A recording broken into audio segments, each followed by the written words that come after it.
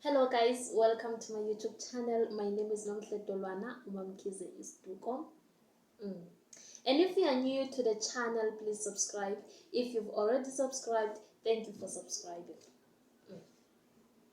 So guys, kunomuntu ongibuzile ukuthi enibuza mayelana nesichitho ne. Ebuza uba wazi kanjani ukuthi unesichitho? Yani. Guys, ngamanye amaxesha angeke wazi basiso. Ne. Angeke wazi ba unesichitho. Angeke wazi ba ndithi ndiyatsho. Angeke wazi ba unesichitho. Uzawubona nje izinto zakho zingahambi kakuhle. Ubone nje ukuthi akahambi kakuhle man apha ku life, yabona.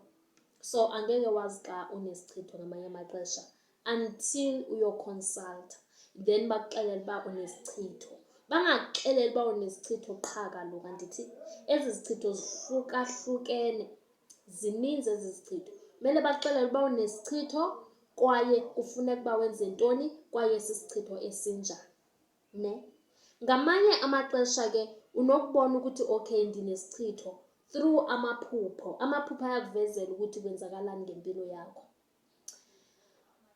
Zininzi into ongaziphupha ezibonakalisa ukuthi unesichitho. Amanzi angcolile akatsho isifo kuphela, atsho ukungcola okufakwe emzimbeni wakho, which means isichitho eso.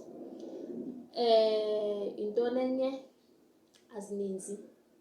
Imbovane nazo ziyatsho ukuthi unesichitho. Impukane, amaxolo, mawuphupha ezonto, impukane, amaxolo, izinambuzane nje, uphupha izinambuzane kuyatsho ukuthi unesichitho. Into enye, uphuphe nje indawo emdaka, emaxesheni amaninzi uphupha uklina nje, ngathi kumdaka uyaklina nje, kutsho ukuthi unesichitho. Zininzi ke, maninzi amanye amaphupho endingawabala axela isichitho, maninzi kakhulu. Ne? So wazi kanjani ukuthi unesichitho? Uboniswa amaphupho, ubone ke nezinto zakho ezingahambi kakuhle empilweni yakho, ubone ke naxa uye wayoconsulta ubonakala kanjani. So if uyasola uba mhlawumbe unesichitho, ingase uconsulte man, yabona. Ingase uconsulte kuqala uzoqonda uba esi sichitho sisichitho esinjani, kuba kaloku zihlukile. Omnye umntu uyaziva engathi like abanye baye bavele ama-pimples ebusweni, abanye baye balunyelwe ubuso nje, umuntu usoloko ezinwayile ebusweni, abanye balunyelwa umzimba, abanye nje, yabona, zininzi, yabona.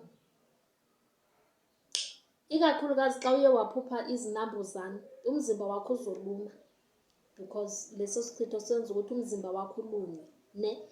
Umzimba wakho uzolunywa and izinto azizukuhambela kahle. Once wanesichitho nje yazi ukuthi izinto ezininzi azizohamba kakuhle empilweni yakho. So kufanele ukhawuleze wethu uphuthume, uzikline, axakwe unontombi lo ukuthi ayibo ndamfakela isichitho, izinto zakhe zangami zaqhubeka zaya phambili, kanti mntasekhaya nawe uzivaccinatile sisi ngendlela ozivaccinate ngayo. So ndicebisa ukuthi ke mntasekhaya xa ucingela okokubana unesichitho ungayoconsulta, uzosazi sona sichitho esikhona uba sangena njani. Yho guys, zininzi izichitho and ziyayidistroya impilo yomntu. Yabona umntu xa ekufake isichitho, hayi sisi ugqibile. So ndiyathemba uphendulekile.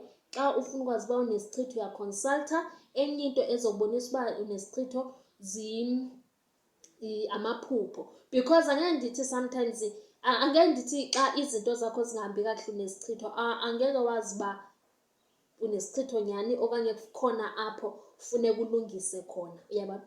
So angeke ndithi uba ngenxa yoba izinto zakho azihambi kakuhle or kwenzekani empilweni yakho then unesichitho. Kuyenzeka ukuthi kunezinto kufanele uqala uzilungise kuqala ukuze impilo yakho ibe yaqhubeka iya phambili. So kunjalo ke, xa ufuna ukwazi uba unesichitho uyaconsulta, bakuxelele yonke into nehlobo yesichitho onaso ngoba zihlukile. So ndiyathemba mntasekhaya uphendulekile. Ndithi xa usenombuzo uyakhomenta, ndiyaphendula nje ngomoya ophantsi, umoya wecawa, umoya woxolo, nkosi yam, ndiphendule nje kahle, ungesabi ukubuza ne. So ungalibali ke ukusubscribe, ukhomente, ulayikhe. Uyabona nje, hayi bakuthi sikwinyanga yothando ngoku. Yho, hayi ndisingile ndiyithetheleyo.